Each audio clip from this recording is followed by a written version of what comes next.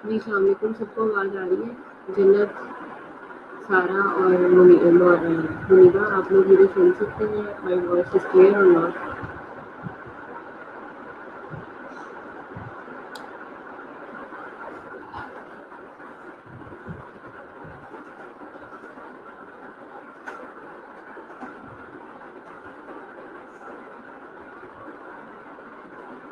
जी, सबको मेरी आवाज़ आ रही है? ठीक है, अभी कुछ देर में आपका लेक्चर अपलोड हो जाता है, फिर हम लोग स्टार्ट करते हैं।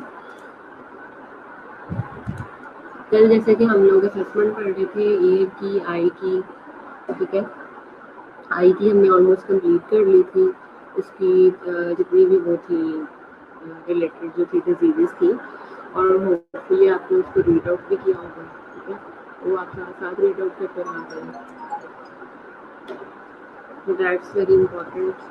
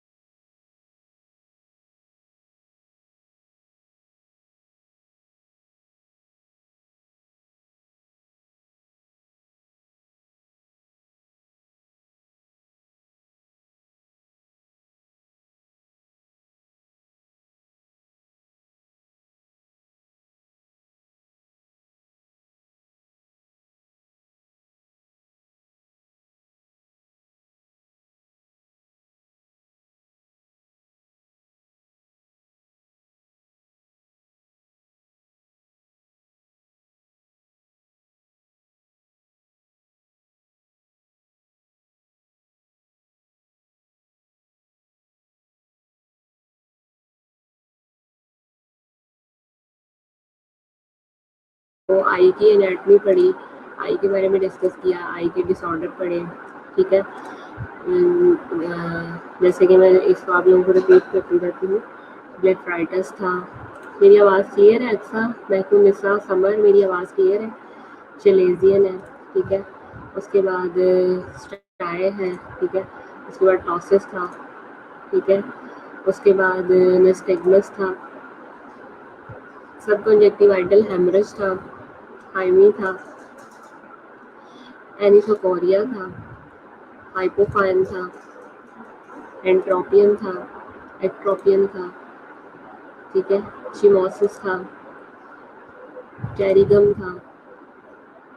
तो ये ल्यूकोट्री टेस्ट थे ये सारे के सारे, ठीक है। उसके बाद हमने एक्स्ट्रा ऑक्यूलर मसल्स मूवमेंट जो है और डायरेक्शन है इनके बारे में बात की थी।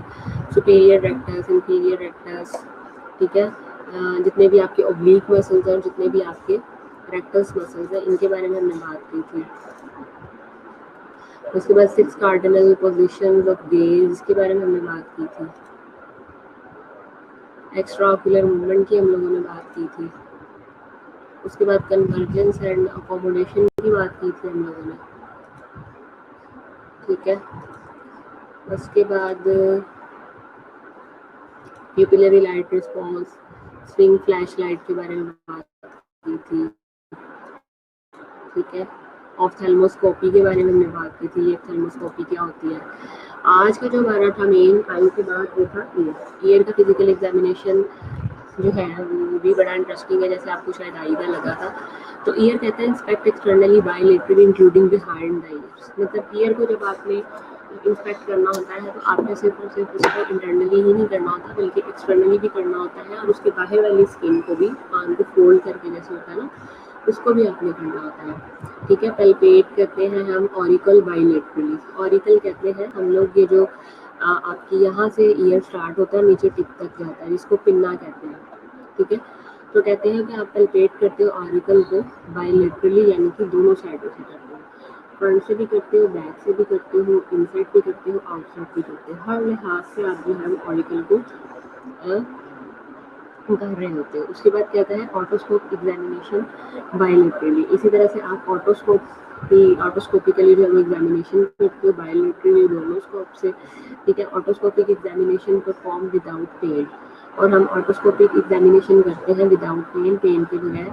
Auricle build superiority posteriorly and away from the patient, ठीक है। और आप ऑरिकल को क्या करते हो, फिल करते हो superiorly, posteriorly and away from the patient, और पेशेंट के से दूर, यानी कि आपने उसका सुपीरियर पार्ट भी देखना है, इंफीरियर पार्ट भी देखना है, पोस्टीरियर पार्ट भी देखना है, and away from the patient ये भी देखना है।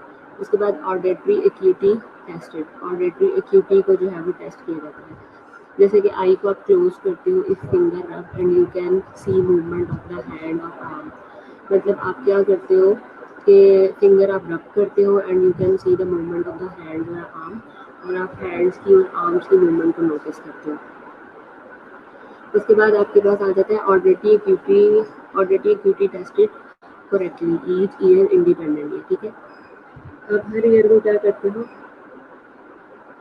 इंडिपेंडेंटली जो होते हैं उसको टेस्ट कर रहे होते हो। ये देखिए, ये थोड़ी सी एनाटमी है इसकी, हम पहले देख लेते हैं कि एक्सटर्नल ईयर कहाँ से कहाँ तक होता है। ये देखिए, पहले इसके पार्ट्स देखते हैं। ये जो आपका पार्ट है ये एक्सटर्नल ऑडिटरी कैनाल, ये सारी की सारी एक्सटर्नल ऑडिटरी कैनाल। जैसे आप अगर अपने अपने कान में फिंगर रखें इस जगह के ऊपर, तो एक आपको गड़ा सा नजर आएगा, और इस गड़े से अंदर की तरफ जो ऐसे करके, जिसमें अक्सर आप खारिश भी करते हो या कान के अंदर उंगली भी डालते हो या ईयरबड भी डालते हो, तो बेसिकली आप एक्सटर्नल ऑडिटरी कैनाल के अंदर जो है वो ये बड डाल रहे होते हो। ये इसकी क्या है, ये कार्टिलेज है, ठीक है। कार्टिलेज कहते हैं कि जिसमें बोन नहीं होती, एनाटमी आप लोगों ने पढ़ी है, ये बोन है, यानी कि स्कल की बोन के साथ ईयर ऐसे करके अटैच है, ठीक है। ये आपकी जो है ये है टिम्पैनिक मेम्ब्रेन, ठीक है। ये मेलस है, इसको हम लोग क्या बोलते हैं, मेलस कहते हैं। ये आपका सेमी सर्कुलर कैनाल है, ये वाली जो है ना, ये सेमी सर्कुलर कैनाल है। ये क्रेनियल नर्व 8 है आपकी, ये कॉक्लिया है, ठीक है। ये राउंड विंडो है, ठीक है। इसको आप कहते हो यूस्टिचियन ट्यूब, ये यूस्टिचियन ट्यूब होती है, ठीक है। और ये स्टेप्स इन ओवल विंडो, तो ये क्या है, ये स्टेप्स होते हैं ओवल विंडो के अंदर। जैसे ये एक्सटर्नल ईयर है आपका कार्टिलेज से स्टार्ट होके मेलस तक, उसके बाद मिडल ईयर आपका है मेलस से लेके यहाँ तक, और आगे आपका इनर ईयर है। External ear, middle ear and inner ear, ठीक है। उसके बाद ये देखें, ये टिम्पैनिक मेम्ब्रेन है आपकी, ये जो आपको नजर आ रही है, ये ज्यूगुलर वेन है आपकी, ठीक है। ये यूस्टिचियन ट्यूब है, ये कोक्लिया है आपका, ये कैरोटिड आर्टरी है, ये कॉक्लियो वेस्टिबुलर नर्व है, ये फेशियल नर्व है। उसके बाद सेमी सर्कुलर कैनाल है ये वाली आपकी, ये स्टेपिस, ये 3 बोन्स हैं जो सबसे ज़्यादा इम्पोर्टेंट हैं आपके ईयर के अंदर, स्टेपिस, इंकस, मेलस। ये स्टेपिस है, ये इंकस है और ये मेलस है, ठीक है। Stapes, incus, malleus are important, ठीक है। फर्दर इसको थोड़ा सा एक्सप्लोर किया, ये सारा का सारा आपका एक्सटर्नल जो होता है ये कहलाता है ऑरिकल, ये एक्सटर्नल ऑडिटरी कैनाल है, ये फिर से टिम्पैनिक मेम्ब्रेन है, ये आपके पास स्टेप्स एंड फुट प्लेट है, ये कोक्लिया है, ये आपकी जो है वो ओवल विंडो है, ठीक है। यूस्टिचियन ट्यूब है,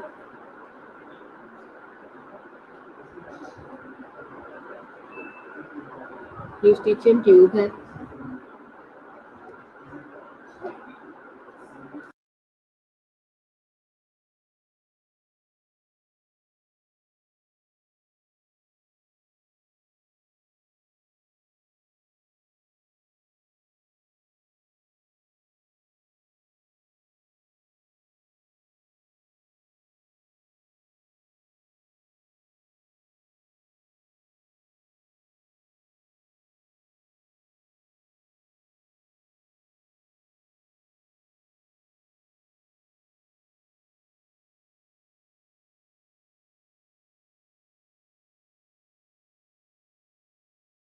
अच्छा जी। उसके बाद हम लोग हमने जो 3 बोन्स की डिस्कशन की है वो भी आपके सामने है, जिसमें इंकस, मेलस और स्टेपिस आ जाता है, एम्प्यूला आ जाता है, ठीक है। ये सेक्यूला आ जाता है, ये कोक्लिया आ जाता है। ये जो आप बिल्कुल राउंड शेप के अंदर देख रहे हैं ये क्या है, ये कोक्लिया आ जाता है। ये देखें ज़रा, जिस तरह से मैं आपको कह रही थी ना कि आपने इसको पीछे करके देखना है और सारा उसको एग्जामिन करना है, तो ये इस तरह से आपने इसको बैक से फाइंड आउट करना होता है फाइंडिंग्स को। ये देखें, the ear needs to be closely inspected including behind the ears, ठीक है। मतलब आपने उसको पीछे की तरफ सारे देखना होता है। Palpate the years between 2 fingers और एनी मैसेज और टेंडरनेस, और आपने क्या करना होता है, पल्पेट करना होता है ईयर्स को between 2 fingers for any message और टेंडरनेस, किसी किस्म का कोई मैच, किसी किस्म की कोई टेंडरनेस को चेक करने के लिए। Now is good time to ask the patient if he or she has noticed any change in their hearing, ठीक है। और आपने उसके कान को ऊपर प्रेस करके उसको आवाज़ देनी है, पेशेंट के नेम से उसको बुलाना है। अगर किसी किस्म का कोई उसको हियरिंग इशू होगा तो उसी टाइम पे आइडेंटिफाई हो जाएगा, ठीक है। ये आपने नोटिस करना है। Auditory acuity needs to be tested in both ears independently.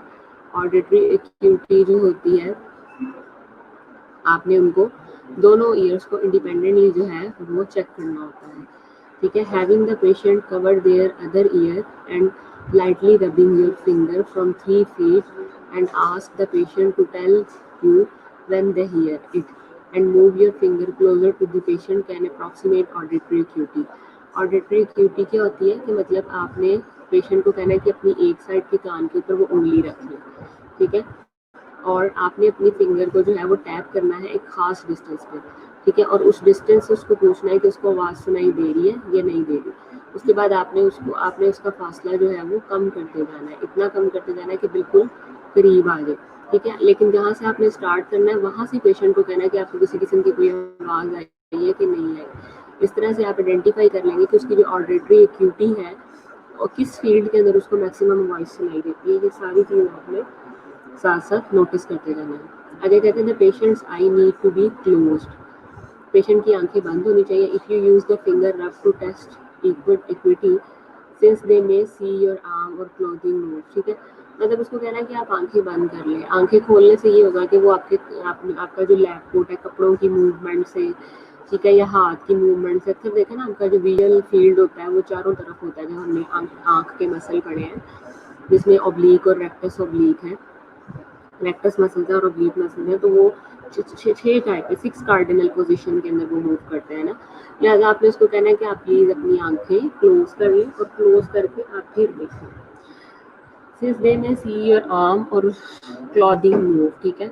You could also cover, इस तरह से आप क्या कर लेते हो, you could also cover your mouth and whisper number, ठीक है। और इस तरह से आप क्या करते हो कि आप अपना माउथ कवर कर लेते हो और आप नंबर डिस्कस करते हो और letters from 3 feet and move closer to the patient and have the patient repeat what you are saying, ठीक है। और कोई भी letter A B C D E या 1 2 3 जो है वो आप रिपीट करते हो और पेशेंट को कहते हो कि आप जो है ना वो बताएं कि हम क्या मतलब क्या पढ़ा जा रहा है या क्या बोला गया, ठीक है।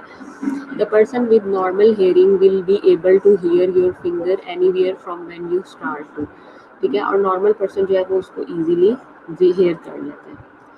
Weber test. The Weber test uses bone conduction to test lateralization of the sound. A tuning fork, ideally 512 Hz, set in a motion by grasping it firmly by its stem and tapping it on the examiner knee or hand, ठीक है। Weber test क्या होता है? ये खास किस्म का test होता है जो कि कंडक्ट किया जाता है 512 हर्ट्ज की फ्रीक्वेंसी के ऊपर, ठीक है। इस पे हम क्या करते हैं, इस पे हम ग्रास्प कर लेते हैं firmly by its stamp and tapping it on the examiner knee or hand.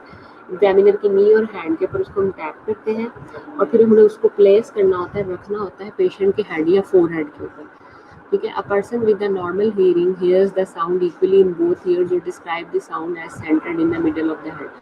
अब एक वो बंदा कि जिसकी जो आला समात है, ठीक है, समात की जो हिस्स है या कह लें कि जो साउंड एबिलिटी है, अगर वो नॉर्मल है तो क्या होगा कि वो इजीली जो है वो दोनों कानों से सुन सकता होगा। वो कहेगा कि मुझे लेफ्ट साइड पे भी आवाज़ आ रही है और मुझे राइट साइड पे भी आवाज़ आ रही है।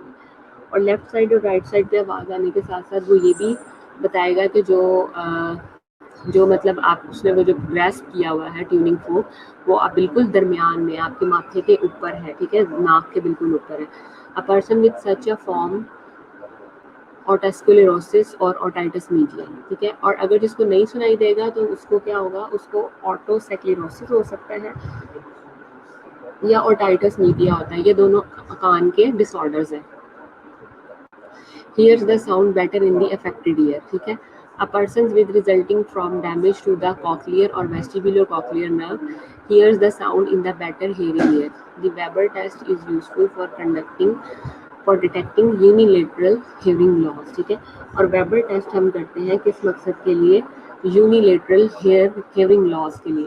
तो मतलब वेबर टेस्ट में हम यही बताते हैं कि किसी किस्म का कोई हेयरिंग लॉस तो नहीं हो गया जिसकी वजह से ये सब आ रहा है। ये देखिए बिल्कुल इसी तरह से आपने क्या करना है कि आंखें बंद करवानी है, ट्यूनिंग फोर्क को आपने किसी चीज़ के साथ टैप करना है और टैप करके आपने उसको क्या करना है, आपने पेशेंट के फोरहेड के दरमियान में रखना है और उससे पूछना है कि आपको एक कान में सुनाई दी गई है आवाज़ या दोनों कानों में सुनाई दी गई है। और उससे पोजीशन भी पूछनी है कि ट्यूनिंग फोर्क की पोजीशन एग्जैक्टली राइट नाउ किस जगह पे है, जो ये इंडिकेट करेगा कि आपका जो ट्यूनिंग फोर्क है वो बिल्कुल मिडल ऑफ द ईयर है, ठीक है। और इक्वली साउंड जो है वो डिवाइड हो रही है आपके लेफ्ट आई के ऊपर भी और आपके राइट आई के ऊपर भी, जो कि बहुत ज़्यादा इम्पोर्टेंट चीज़ है,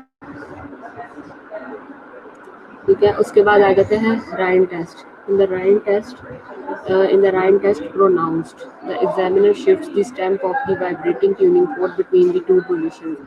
आप क्या करते हो, आप शिफ्ट करते हो ट्यूनिंग फोर्क को बिटवीन टू पोजीशंस, दो पोजीशन के दरमियान में। From the opening of the ear canal से, यानी कि for air conduction and against the mastoid bone for the bone conduction, ठीक है। आपके कान के पीछे का जो सारा बोनी प्रोसेस होता है उसको मेस्टोइड बोन कहते हैं, ये मेस्टोइड प्रोसेस कहते हैं। अगर ट्यूनिंग फोर्क उस जगह के ऊपर जाके आपका वाइब्रेट होगा, वो पता चल जाएगा कि आपकी जो है वो बोन कंडक्शन चल रही है। एज द पोजीशन चेंजेस, जैसे ही आप पोजीशन चेंज करते हैं, patient is asked to indicate which tone is louder और when the tone is no longer audible. और जैसे ही आप पोजीशन चेंज करते हो, आपको फ़ौरन से जो है वो आइडेंटिफिकेशन हो जाती है कि कौन सी जो आपको ईयर है उसमें आपको वॉइस लाउडर सुनाई दी गई है और कौन सा ईयर है जिसमें आपको वॉइस जो है वो थोड़ी सी कम लाउडर सुनाई गई है। Rinne test is useful for distinguishing between conductive and sensory neural hearing loss. और आप क्या करते हो कि राइन टेस्ट परफॉर्म करते हो डिस्टिंग्विश करने के लिए between conductive and sensory neural loss के लिए। अ पर्सन विद नॉर्मल हियरिंग एक पर्सन जो कि नॉर्मल हेयरिंग के साथ होता है, report that air conducted sound is louder than bone conducted sound, ठीक है। अब जो एयर के अंदर आपको वॉइस सुनाई दे रही है कंपैरेटिवली बोन के ऊपर टैप करने से, वो हम दोनों का डिफरेंस देखेंगे। और जो एक नॉर्मल पर्सन होता है जिसकी नॉर्मल हेयरिंग होती है, उसमें आपने याद रखना है कि उसकी जो एयर कंडक्टिंग साउंड होती है वो लाउडर होती है देन बोन कंडक्टिंग साउंड से। ये देखिए, अ person with conductive hearing loss hairs bone conducted sound as long as or long than ear conducted sounds. A person with the sensory neural hearing loss, किसी का conductive hearing loss होता है और किसी का सेंसोन्यूरल लॉस होता है, ठीक है। तो person with sensorineural loss hearing loss hears air conducted sound and a bone conducted sound are equally diminished, और bone conducted sound जो है वो equally diminished हो जाता है। कंडक्टिव हियरिंग लॉस क्या होती है, कहते हैं occurs when sound is not conducted efficiently through the outer ear canal to the eardrum and the tiny bones ossicle of the middle ear। Conductive hearing loss जो होता है वो मोस्टली उस टाइम पे होता है, जैसे कि मैंने आपको ईयर की एनाटमी पढ़ाई थी, कि जब आपकी साउंड जो होती है वो एफिशिएंटली आपकी आउटर कैनाल से आपके ईयर ड्रम के अंदर प्रॉपरली एंटर नहीं होती, ठीक है। बेसिकली जो आपकी 3 ईयर की बोन है, मेलस, स्टेपल और मसल्स, उन तीनों का वाइब्रेट करना बहुत ज़रूरी है। जब साउंड आपकी कान के अंदर दाखिल होती है तो वो तीनों की तीनों जो आपकी हैं बोन्स वो वाइब्रेट करती है, ठीक है। सो दैट्स वाई जो ear drum and tiny bones हैं वो क्या करती हैं, वो टैप करती जाती हैं। Conductive hearing loss usually involves A reduction in sound level और द एबिलिटी टू हियर फेंट साउंड्स, ठीक है। और कंडक्टिव हियरिंग लॉस जो होता है वो यूजुअली साउंड लेवल जब कम हो जाता है या हमारी सुनने की एबिलिटी जो होती है वो फेड हो जाती है तो वो तब सुनाई देता है। उसके अलावा कहते हैं this type of hearing loss can often be corrected medically और सर्जिकली, और इस तरह का जो हियरिंग लॉस होता है वो मेडिकली या सर्जिकली जो है वो करेक्ट किया जा सकता है। Causes of the conducting hearing loss. अब कंडक्टिंग हियरिंग लॉस की काजेस क्या हो सकती है, जैसे कि कोई फ्लूइड हो सकता है आपके मिडल ईयर के अंदर फ्रॉम कोल्ड्स, सर्दी की वजह से, या वैसे ईयर इन्फेक्शन हो सकता है, ठीक है, जैसे कि पीछे आया था ओटाइटिस मीडिया, एलर्जीज हो सकती है, सीरियस ओटाइटिस मीडिया हो सकता है, पुअर यूस्टिशियन ट्यूब फंक्शन हो सकता है। ये जो नाम आ रहे हैं ना आपके, otitis media, Eustachian tube, middle ear, ये सारी की सारी ईयर एनाटमी है आपकी, ठीक है। परफोरेटेड ईयर ड्रम हो सकता है, यानी कि जो आपका ईयर ड्रम हो सकता है उसके अंदर किसी किस्म का कोई सुराख हो सकता है, बिनाइन ट्यूमर हो सकता है, इम्पैक्टेड ईयर वैक्स हो सकती है जिसे सीरिनम कहते हैं, मतलब कोई वैक्स अगर फंसी हुई हो बीच में तो तब भी हम कह सकते हैं कि वो इम्पैक्टेड ईयर वैक्स है। इन्फेक्शन हो सकता है आपकी ईयर कैनाल के अंदर जिसे एक्सटर्नल ओटाइटिस कहते हैं, और presence of any foreign body, और presence of any foreign body हो सकता है, ठीक है। उसके बाद आ जाता है आपके पास sensory neural hearing loss. Sensory neural hearing loss जिसे कि SHN कहते हैं, अक्कर होता है when there is a damage to the inner ear जिसे कि कोक्लिया कहते हैं, और to the nerve pathways from the inner ear to the brain, inner ear से ब्रेन के दरमियान में। राफिया ये बस फिल कर दूँगी, इनर ईयर से ब्रेन के दरमियान में जब होता है हम इसको तब फाइंड आउट करते हैं।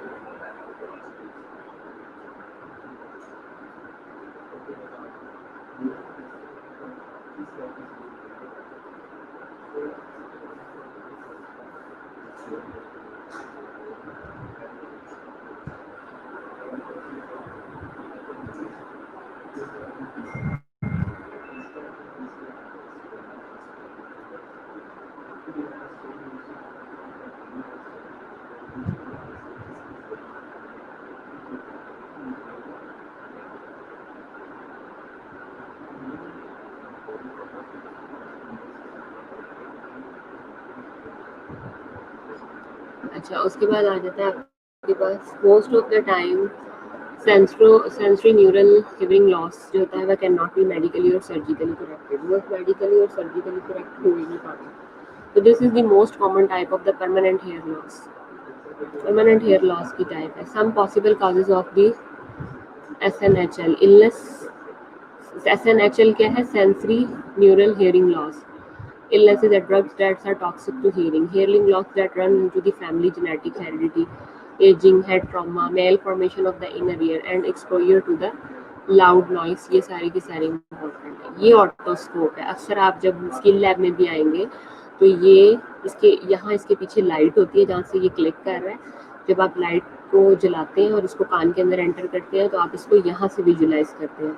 ये आपका ऑटोस्कोप है, ये वो इंस्ट्रूमेंट है। ये देखें ज़रा, ये यहाँ पे लेंस लगा होता है जहाँ से ये देख रही है, और ये आपने ये इसने इंटरनल ऑडिटरी केनाल के अंदर बिल्कुल उसकी आउटर सरफेस के ऊपर है कि ये नहीं कि जोर से उसके कान के अंदर मारना और उस बेचारे को परफोरेट करना है। इसको बोलते हैं इस इंस्ट्रूमेंट को ऑटोस्कोप। ठीक है, तो otoscopic examination need to be done bilaterally. बहुत शुक्रिया। ठीक है, ऑटोस्कोपिक एग्जामिनेशन जो होता है वो बायलेटरली होता है। You should always be visualising the opening to the ear canal before while advancing the specimen. This will avoid guys undue pain, और इस वजह से आपको क्या है undue pain नहीं होती। In adults, the auricle is pulled posteriorly, superiorly away from the patient to steer. This will help facilitate visualization of the tympanic membrane. ये देखें, ये long cruise of the incus है, ये posterior malar fold है, ये pars flaccid है, anterior malar lateral process pars tensa, manubrium of malleus, ये umbo, ये कॉर्न ऑफ लाइट, ये है राइट टिम्पैनिक, यानी कि ये इसमें ईयर ड्रम जो होता है ना, जो अक्सर आप कहते हो कि कोई चीज़ ना मारे बीच में कान का पर्दा फट जाएगा, इट्स जस्ट लाइक कि ये कान का पर्दा है, टिम्पैनिक मेम्ब्रेन है। व्यू थ्रू स्पेक्यूलम, जो कि स्पेक्यूलम से आप देख रहे हैं, और ये कान के पर्दे के अंदर के पार्ट्स हैं, ईयर ड्रम के अंदर के पार्ट्स हैं।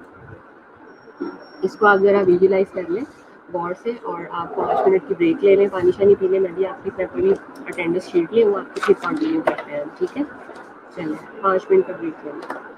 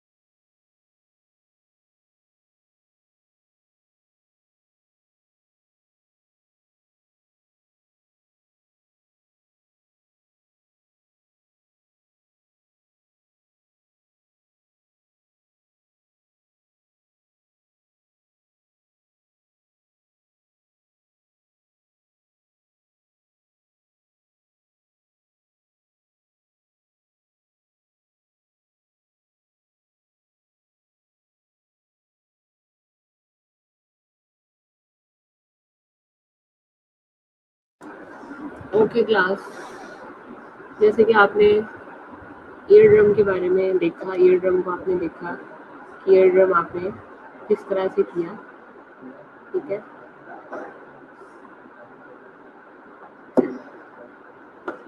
इस स्ट्रक्चर को भी सारे गौर से देखिए, शाबाश।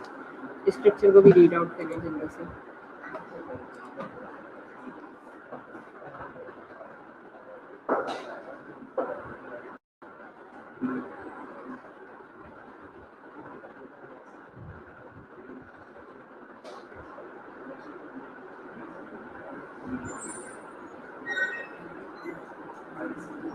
अबीरा, मैंने शेड लेना तुमसे आज, शेड ये वाला है ना, ठीक है।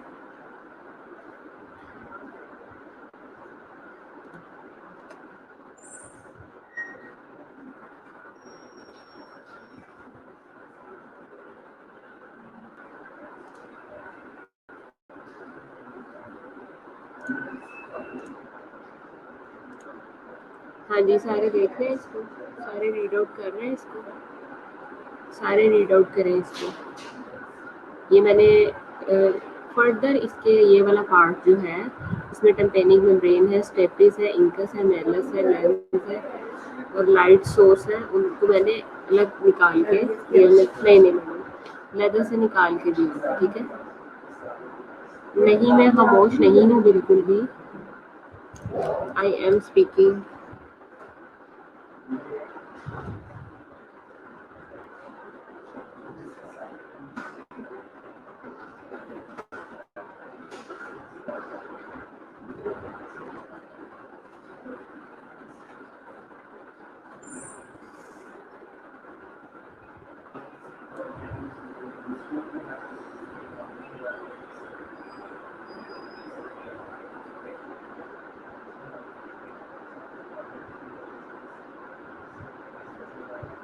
पेशेंट नंबर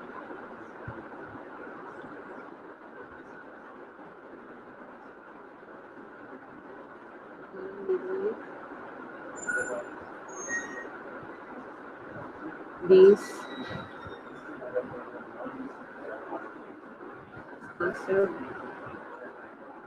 20 7 8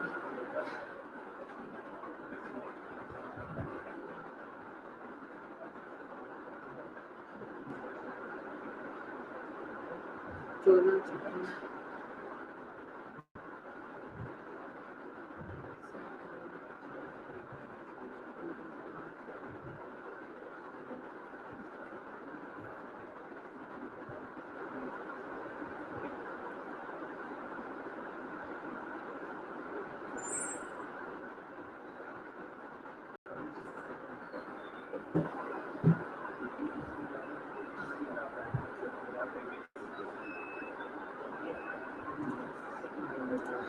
हाँ जी, देख लिया आप लोगों ने सबको भी, ये देखिए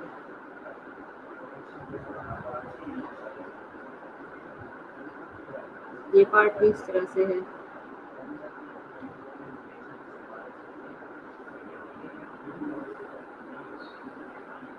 ठीक है।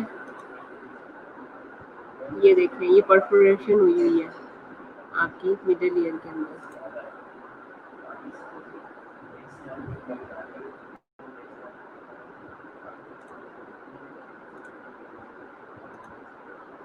ये ईयर ड्रम परफोरेशन है। इसके अलावा ऑल्टैल्जिया यानी कि आपकी ईयर ड्रम की swelling, bleeding, fullness, hearing loss, conductive hearing loss और मिक्स्ड हेयरिंग लॉस, टिनाइटस।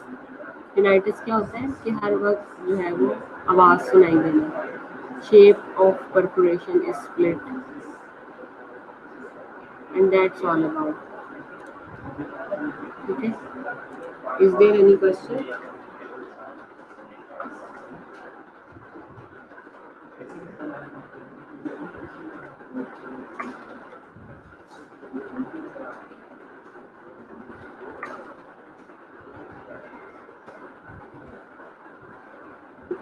इन इमेजेस को गौर से देखें दोबारा से, और फिर मुझे और अटेंडेंस भी मुझे इतनी इतनी मार्क्स हुए हैं, शाबाश। फिर हम नेक्स्ट जो आपका लेक्चर है वो मैं स्टार्ट करवाऊँगी डेवलपमेंटल साइकोलॉजी का।